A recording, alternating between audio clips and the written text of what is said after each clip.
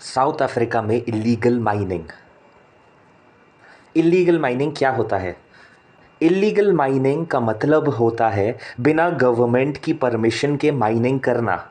यानी कोई आदमी या ग्रुप बिना लाइसेंस के ज़मीन के नीचे से गोल्ड, डायमंड, कोल या कोई और वैल्यूएबल मिनरल निकालता है। ये काम छुप के होता है और अक्सर डेंजरस भी होता है। साउथ अफ्रीका में ये एक बड़ी प्रॉब्लम बन चुकी है। वहाँ के माइंस दुनिया भर में फेमस है, स्पेशली गोल्ड और प्लैटिनम के लिए। लेकिन अब इलीगल माइनिंग से इकोनॉमी, एनवायरनमेंट, लोगों की सेफ्टी के लिए खतरा बन गई है। कैसे शुरू हुई इलीगल माइनिंग? साउथ अफ्रीका का माइनिंग सेक्टर पुराना है। 1800s के एंड में जब वहाँ पे गोल्ड मिला था, तब से माइनिंग इंडस्ट्री ग्रो करने लगी।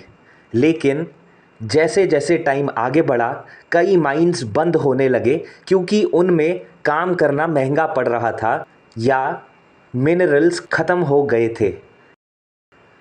जब माइंस बंद हुई तो काफ़ी लोग जो माइनिंग में काम करते थे बेरोज़गार हो गए।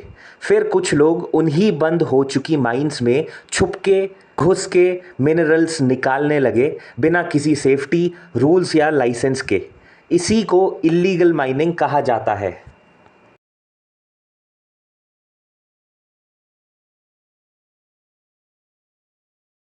इल्लीगल माइनर्स को क्या कहते हैं?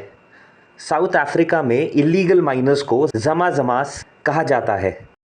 ये नाम एक लोकल लैंग्वेज से आया है जिसका मतलब होता है जो ट्राई करता है बार बार।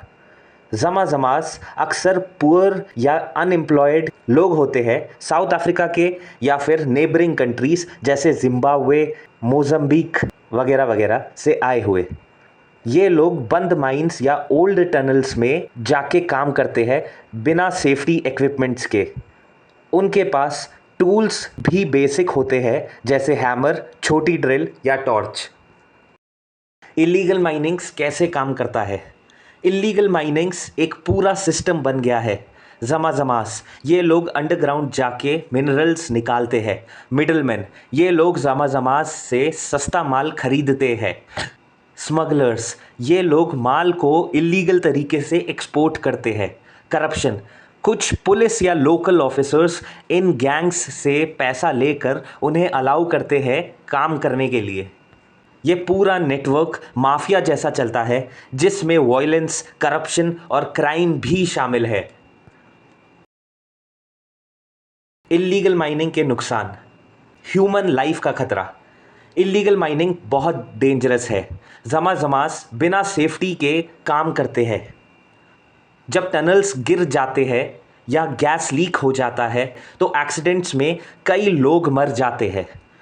गवर्नमेंट्स के रिकॉर्ड्स के मुताबिक हर साल दर्जन लोग इलीगल माइनिंग में अपनी जान गंवा देते हैं। क्राइम और वायलेंस। इलीगल माइनिंग सिर्फ माइनिंग तक सीमित नहीं है। गैंग्स और माफिया ग्रुप्स इसमें इन्वॉल्व है। जमाजमास के ग्रुप्स आपस में टेरिटरी के लिए लड़ते हैं। गन फाइट्स, लूट, रेप और मर्डर जैसे केसेस रिपोर्ट हुए हैं। इन्वायरमेंट को नुकसान। इलीगल माइनिंग से इन्वायरमेंट को भी नुकसान होता है। लैंड इरोजन, पानी का पोल्यूशन और फॉरेस्ट डिस्ट्रक्शन कॉमन है। क्योंकि ये लोग इन्वायरमेंट रूल्स फॉलो नहीं करते तो नदियाँ और ज़मीन दोनों खराब हो जाते हैं। इकोनॉमी को लॉस। जब मिनरल्स बिना टैक्स और लाइसेंस के निकाले जाते हैं तो कंट्री का पैसा चोरी हो जाता है। गवर्नमेंट को टैक्स नहीं मिलता और लीगल माइनिंग कंपनीज को भी लॉस होता है। एक रिपोर्ट के मुताबिक साउथ अफ्रीका को हर साल बिलियंस ऑफ रैंड्स का नुकसान होता है इलीगल माइनिंग की वजह से। गवर्नमेंट ने क्या किया है? साउथ अफ्रीकन गवर्नमेंट ने कुछ स्टेप्स लिए हैं। Police raids. टाइम टाइम पे इलीगल माइनिंग साइट्स पर पुलिस रेड्स की जाती है। बहुत बार जमाजमास को अरेस्ट भी किया गया है। Security force use. कई जगह पे मिलिट्री या स्पेशल टास्क फोर्स भी भेजी गई है। माइंस सील करना। बंद हो चुकी माइंस को परमानेंटली सील करने की कोशिश की गई है ताकि कोई इलीगल एंट्री ना हो। लॉस बनाए गए, माइनिंग लॉस को स्ट्रिक्ट बनाया गया है। लेकिन प्रॉब्लम ये है कि ये मेजर्स लॉन्ग टर्म सल्यूशन नहीं है। जब तक पॉवर्टी और अनएम्प्लॉयमेंट का सल्यूशन नहीं मिलता, तब तक लोग इलीगल माइनिंग की तरफ खींचे जाते हैं। जमा-जमास का पर्सपेक्टिव, हमें ये भी समझना चाहिए कि जमा-जमास के पास अक्सर कोई और ऑप्शन नहीं होता। उनके लिए इलीगल माइनिंग एक ज़रिया है अपने फैमिली को खिलाने का। काफ़ी लोग छोटी मोटी अर्निंग्स से अपनी रोज़ी रोटी चलाते हैं।